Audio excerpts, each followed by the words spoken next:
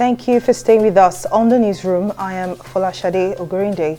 Governor Adegboyega Oyetola of Osun State has appealed a federal high court judgment that's nullified his nomination as a candidate of the All Progressives Congress (APC) for the July 16, 2022 governorship election in the state.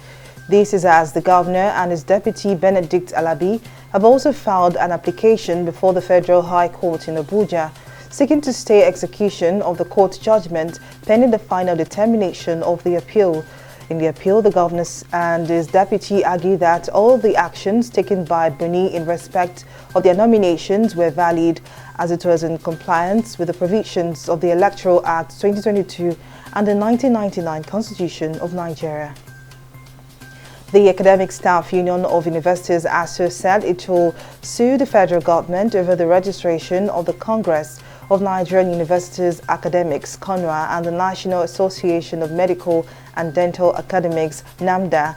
The federal government, through the Ministry of Labour on Tuesday, had approved the registration of the two university trade unions. According to the Minister of Labour and Productivity, Chris Ngige, the two organizations will coexist with ASU, adding that they will be granted the same advantages and rights as other academic unions in the tertiary education system. The Rivers State House of Assembly has passed a motion to derecognize Celestine Umeha as a former governor of Rivers State. The motion was moved by the leader of the House, Martin Amawumule, to reverse an earlier resolution of the 8th Assembly on June 30, 2015, which compelled the executive arm headed by Governor Nyesom Wike to recognize Umeha as a former governor and be accorded all entitlements, privileges and benefits. He argued that the continued recognition of Umeha is in that capacity will be a breach of the Supreme Court judgment, which in 2007 removed Celestine Umeha as a governor for not being the duly elected candidate in that year's election. The number of Europeans reporting bad or very bad mental health soared during the COVID-19 pandemic, even beyond the end of lockdowns, new polling showed on Thursday. European Union agency Eurofound's survey of 200,000 people found that those reporting bad or very bad mental health doubled from 6.4% in March 2020 at the onset of the crisis to 12.7% 2 years later, even as restrictions were eased.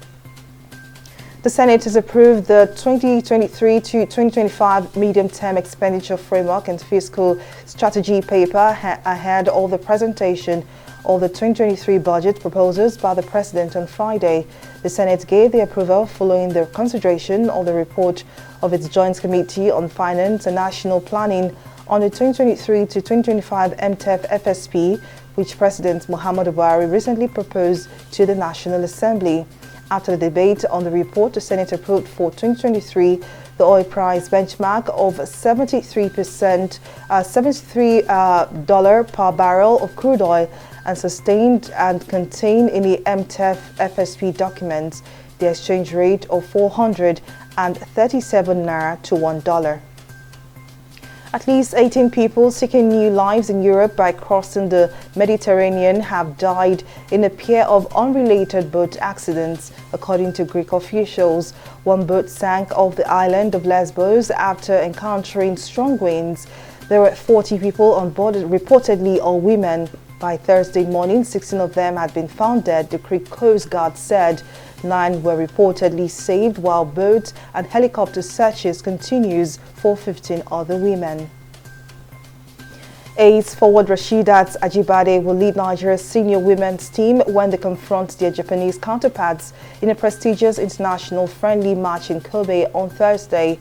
Captain Onome Ebi is only just recovering from an injury sustained at the Women's Africa Cup of Nations finals in Morocco in July, and Spain-based forward Asisat Oshola is not in Kobe for this encounter.